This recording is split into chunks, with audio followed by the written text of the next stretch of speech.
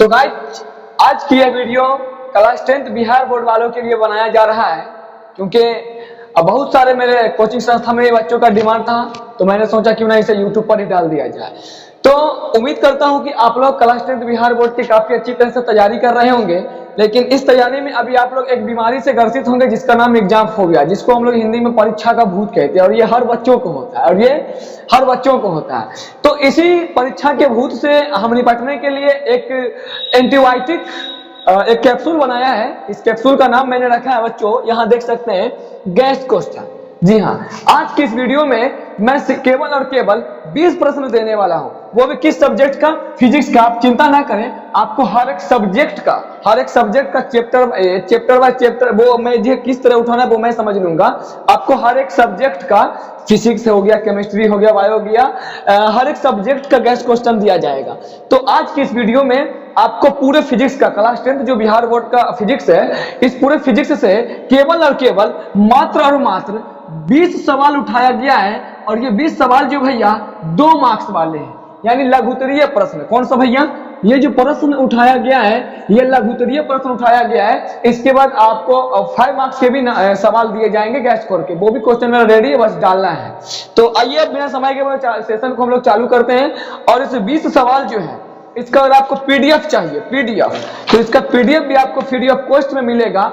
मेरा mobile number note कर लेंगे सर, यहाँ मैं लिख भी देता हूँ, 6207800892। इतना पर सिर्फ ना आपको हाई लिख देना है कि सर पीडीएफ भेज दीजिए फिजिक्स वाला, मैं फिजिक्स वाला आपको पीडीएफ भी प्रोवाइड करवा दूंगा।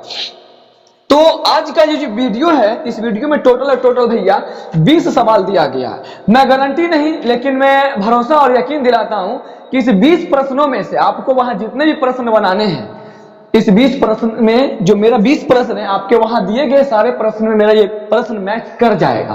तो इससे क्या होगा बच्चों कि प्रेशर, जो टेंशन झेल रहे, जो एग्जाम फोबिया रोग से ग्रसित है, वो प्रेशर आपके ऊपर क्या होगा, कम होगा। वैसे देखिए, याद करना तो आपके ऊपर है, लेकिन कम से कम इन 20 प्रश्नों को याद करना है जो मैं यहाँ ऐड करने वाला हूं। यहाँ तो आपको अभी 11 सवाल लिखा गया, 9 सवाल को और इसमें ऐड किया जाएगा।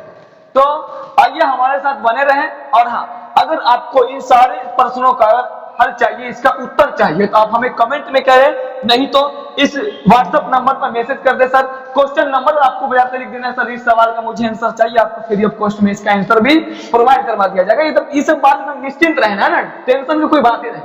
तो आइए, और एक बात और मैं बता देना चाहता हूं दोस्तों, ये क्वेश्चन यूं ऐसे नहीं बनाया गया, यूं नहीं कैसे आया जो बनाया सीधे लिख दिया। इस क्वेश्चन को भैया 2024 तक के प्रश्नों को क्वेश्चन बैंक से एनालिसिस करने के बाद उठाया है इन सभी प्रश्नों को। तो काफी मेहनत भी लगा है, तो एक लाइक भी ठोक देना भाई को सपोर्ट के लिए, ठीक है। अब आइए हम लोग सवाल को देखते हैं कि कौन कौन सा सवाल जो है यहाँ पे मैंने ऐड किया है। पहला सवाल है, तो प्रकाश के परावर्तन के नियमों को लिखें। नियम को लिखना, 2 नियम होता है, आप लोग जानते हैं कि आपतित किरण, परावर्तित किरण और अभिलंब किरणों की दल में होते हैं, और आपतन कोण परावर्तन कोण के बराबर होते हैं। इसे किरण आरेख से दर्शाएं। आपके शिक्षक आपको किरण आरेख जो है बताए होंगे, तो मैं उतना नहीं बता सकता हूं, क्योंकि यहाँ पे सिर्फ क्वेश्चन देना है, आंसर चाहिए तो मुझे व्हाट्सएप पे या कमेंट में कर दें। दूसरा सवाल है भैया, प्रकाश पुंज क्या है? तो प्रकाश किरणों के समूह को प्रकाश पुंज कहते हैं। आप लोग जानते हैं ये कितने प्रकार के होते हैं, तो आप लोग पढ़ेंगे 3 प्रकार के होते हैं, अपसादी किरण पुंज, अभिसारी किरण पुंज और समांतर किरण पुंज, ठीक ना। आइए, इसी प्रकार है, उत्तल एवं अवतल दर्पण के 3 उपयोग लिखे। तो उत्तल और अवतल दर्पण के 3 उपयोग आप लोग पढ़े होंगे भैया। अवतल दर्पण के 3 उपयोग जो है सौर कुकर में किया जाता है, दाढ़ी बनाने यानी हजावती दर्पण में किया जाता है, उसके बाद जो है गाड़ी के हेडलाइट में यानी अग्रदीप में भी किया जाता है। और उत्तल दर्पण के 3 उपयोग भी आप लोग पढ़े होंगे कि सड़कों पर लगे स्ट्रीट लैंप में इसका उपयोग किया जाता है, फिर सड़कों पर लगे अनमोरों में इसका उपयोग किया जाता है, फिर गाड़ी में पश्च दृश्य देखने में इसका उपयोग किया जाता है। फिर कहता है प्रकाश वर्णपट क्या है? तो आप लोग को सर जी पढ़ाए होंगे कि जब श्वेत प्रकाश को किसी प्लेन से होकर उजाला जाता है, तो इन रंगों को जिस पर्दे पे उतारा जाता है, उस पर्दे को प्रकाश वर्णपट कहते हैं। कोई दिक्कत भैया? कोई दिक्कत नहीं। तो प्रिज्म से प्रकाश के अपवर्तन का किरण आरेख खींचे। तो ये भैया आपको एक डायग्राम होगा त्रिभुज के जैसा, इस तरह का त्रिभुज होगा, यूं इस तरह का जो है निकला होगा, इस तरह का डायग्राम आपको खींचना है, आंसर चाहिए तो बोल देना है। फिर कहता है स्वच्छ आकाश का रंग नीला क्यों दिखाई देता? काफी इंपोर्टेंट क्वेश्चन है भैया, स्वच्छ आकाश का रंग नीला क्यों दिखाई देता? अब देखिए आंसर बोलना कोई बड़ी बात नहीं है, ठीक ना, लेकिन आंसर बोलूंगा तो वीडियो काफी ज्यादा लंबा हो जाएगा, कोई दिक्कत है? तो मेरे भाई मेरा मेन मकसद है कि आपके पास उन प्रश्नों को पहुंचाएं जो परीक्षा में काम आए, क्योंकि अब लास्ट समय पढ़ो वही जो परीक्षा में पूछा जाए, क्योंकि अब हमें क्या, हम किस लिए पढ़ते भैया? हम पढ़ते हैं मार्क्स के लिए, लेकिन लोग कहेंगे नहीं हम लोग समझने के लिए पढ़ते, वो भी बात सही है, लेकिन अब लास्ट समय भैया आप समझ ले कि नहीं, समझने के साथ साथ मार्क्स के लिए भी पढ़ना है। मान लो आप खूब पढ़ लिए लेकिन मार्क्स अच्छे नहीं आए तो क्या फायदा है कि नहीं? आइए तो देखो मेरे प्यारे बच्चों, अगला सवाल है प्रतिरोध क्या है, इसका सूत्र एवं SI मात्रक लिखे। यानी प्रतिरोध क्या है, इसका सूत्र भी लिखना है, SI मात्रक भी लिखना है, तीनों को लिखना नहीं तो नंबर काट लिया जाएगा। अगला सवाल है गाइस, विद्युत बल्ब का नामांकित चित्र बनाइए। 2 नंबर में काफी इंपोर्टेंट सवाल है, विद्युत बल्ब का चित्र बनाना है, साथ ही साथ नामांकित, यानी उसमें कौन कौन है, फिलामेंट है, टंगस्टन है, पिन है, ये सब उसका नाम भी अंकित कर देना, नहीं तो नंबर काट लिया जाता है बच्चों एकदम। अब पेंसिल से बनाना है, जितने भी फोटो बनाए जाते हैं भैया ये पेंसिल से बनाना होता है, पेन से बनाने का नंबर काट लिया जाएगा। उसके बाद अगला सवाल है बच्चों, किसी चालक का प्रतिरोध किन किन बातों पर निर्भर करता है, तो इसको लिख देना है। फिर आपका अगला सवाल है गाइज, विद्युत धारा के चुंबकीय प्रभाव से संबंधित अंगूठा नियम, हस्त अंगूठा मतलब हाथ का अंगूठा नियम, तो इस नियम को किसने दिया था?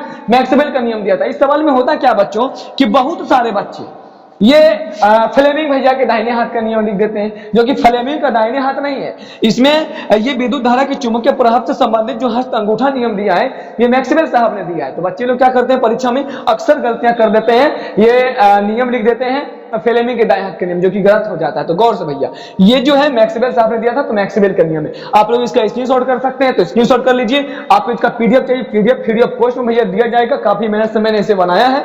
फिर अब हम लोग जो है 11 के बाद आगे सवाल को यहाँ पे लिखते हैं, फिर उस सवाल को भी इस वीडियो में क्या कर देंगे, ऐड कर देंगे, और इसके बाद 5 नंबर के सवाल को भी डाला जाएगा, तो इसके लिए आपको निश्चिंत रहना है, कोई दिक्कत? चलिए 12 नंबर सवाल यहाँ पे आप देख सकते हैं, कहता है प्रत्यावर्ती धारा और विद्युत धारा में अंतर, यानी कि अल्टरनेट करंट और डायरेक्ट करंट में क्या करना है, डिफरेंट करना है। काफी इंपोर्टेंट सवाल है, काफी एनालिसिस करने के बाद बनाया गया, मैंने आपको पहले भी बताया।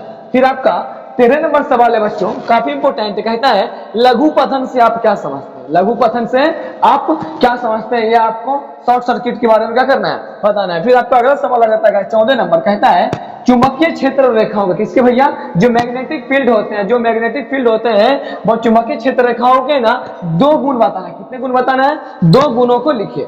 फिर आपका 15 नंबर सवाल आता है बच्चों, नाभिकीय संलयन से आप क्या समझते हैं, इसके बारे में लिखना है, आंसर चाहिए। मैंने आपको बता चुका है, व्हाट्सएप नंबर पे मैसेज कर दे, नहीं तो कमेंट कर दे। फिर आपका 16 नंबर सवाल बच्चों, जीवाश्म ईंधन, काफी इंपोर्टेंट और बेहतरीन सा सवाल है। जीवाश्म ईंधन क्या है, उदाहरण सहित लिखिए। फिर आपका भैया 17 नंबर सवाल आता है, आपके स्क्रीन पर नजर आ रहा होगा गाइज, कहता है पारितंत्र में अपघटकों की भूमिका बताइए। फिर आपका अगला 18 नंबर सवाल जो होता है बच्चों, कहता है आहार श्रृंखला क्या है? आहार श्रृंखला, आहार जाल नहीं, आहार श्रृंखला बोल रहा है ना, आहार श्रृंखला क्या है, इसे एक उदाहरण द्वारा समझाए। 2 मार्क्स का सवाल है, काफी इंपोर्टेंट है। कहता है प्रत्यावर्ती धारा में अल्टरनेट करंट में कौन सी 2 कमियां, यानी कौन सी 2 चीजें इसके अंदर जो है ना कमी है सर जी, अवगुण है, वो बताना है। फिर कहता है रेलवे के सिग्नल का प्रकाश लाल रंग का क्यों होता है? आपने देखा होगा रेलवे लाइन के पास उसका प्रकाश लाल रंग का क्यों होता है, तो रुक जाइए, लाल रंग का क्यों होता है ये बता। अब देखिए मात्र 20 सवाल आपके परीक्षा में ना आपके अंदर एक जुनून ला देगा गाइस। तो कहता है, किसी ने क्या खूब कहा है, क्या कहता है भैया, हार तब होती है जब मान लिया जाता है, जीत तब होती है जब ठान लिया जाता है। मेरे गाइज आपको ये 20 प्रश्न दिया गया है ना, एकदम इसको 1 दिन के अंदर याद कर लेना। कितने दिन के अंदर?